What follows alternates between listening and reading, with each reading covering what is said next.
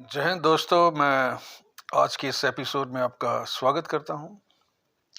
जैसा आपको पता है, ये मोटिवेशन चैनल हमने शुरू किया है बेसिकली यूथ एम्पावरमेंट के लिए, जिसमें हम यंगस्टर्स को करंट टॉपिक्स के बारे में बात करते हैं एनालिसिस के साथ। उसके बाद हम बात करते हैं मोटिवेशन और लीडरशिप। आपको अगर वीडियो पसंद आता है तो इसको शेयर कीजिएगा, सब्सक्राइब भी कीजिएगा। और जो यूथ एम्पावरमेंट की हमारी जर्नी है उसमें हमारे सहभागी बनिए।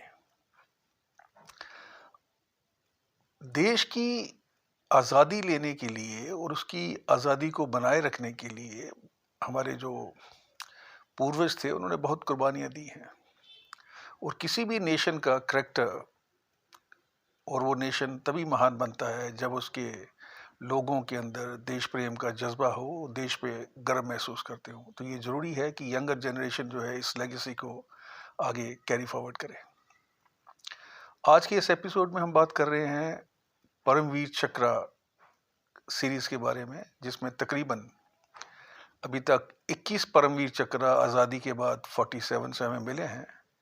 और उसमें 20 जो हैं वो आर्मी को गए हैं और एक एयरफोर्स को गया है, फ्लाइंग अफसर निर्मलजीत सिंह सेखो। आज हम बात कर रहे हैं first living recipient of Paramvir Chakra, second lieutenant Rama Raghoba Rane. PVC को यूके में विक्टोरिया क्रॉस के इक्विवेलेंट माना जाता है और यूएसए के अंदर इसको मेडल ऑफ ऑनर का नाम दिया गया है। और ये देश का सर्वोच्च गैलेंट्री अवार्ड है जो in the face of enemy दिया जाता है।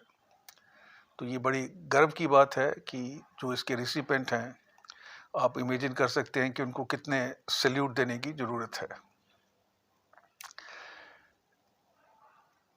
सेकंड लेफ्टिनेंट और बाद में मेजर राणे, ये 1918 में कर्नाटका में पैदा हुए थे और 1940 में इन्होंने कमीशन लिया बॉम्बे सेपर में।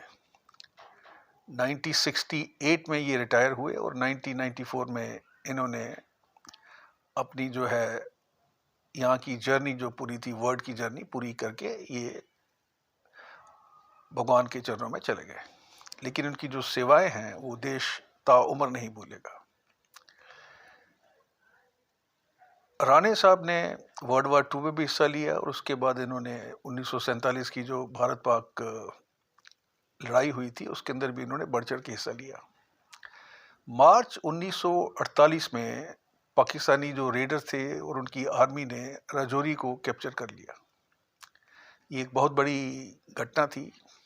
इंडियन आर्मी को टास्क दिया गया टू रिकैप्चर द राजौरी और उस समय major Rane as a second lieutenant उनको टास्क दिया गया कि 26 किलोमीटर का जो पैच है रोड का, उसके ऊपर दुश्मन ने रोड ब्लॉक्स लगा रखे थे, रोड माइंस लगा रखी थी और काफ़ी मुश्किल था उसके ऊपर ट्रेवर्स करना। और जब तक उसको रोड ब्लॉक्स और माइंस को क्लियर नहीं किया जाता तब तक इंडियन आर्मी वहाँ नहीं पहुँच सकती थी। 8 अप्रैल को राणे साहब ने अपनी जो 37 फील्ड कंपनी थी उसके साथ माइन क्लियरेंस और रोड ब्लॉक क्लियरेंस का काम शुरू किया और उस समय दुश्मन की हैवी शेलिंग हुई, इनको टैंकों के पीछे छुपना पड़ा। उस गोलाबारी में इनके 2 जवान शहीद हो गए और मेजर राणे जो है वो इंजर्ड हो गए थे। इंजरी की परवाह किए बगैर राणे साहब ने नेक्स्ट डे 9 अप्रैल को इसका काम जारी रखा और दुश्मन की जो फायरिंग हो रही थी उसकी बिल्कुल उन्होंने परवाह नहीं की और रात को 9 बजे तक इन्होंने माइन क्लियरिंग और रोड ब्लॉक क्लियरिंग का काम करते रहे। 12 तारीख को जब ये काम ख़त्म हुआ तो उसके बाद इंडियन आर्मी के जो आर्मर्ड कॉलम थे और इन्फेंट्री के जो कॉलम थे उन्होंने राजौरी में जाके राजौरी को रिकैप्चर कर लिया। उनकी इस अदम्य साहस, वीरता, लीडरशिप, प्रोफेशनल स्किल्स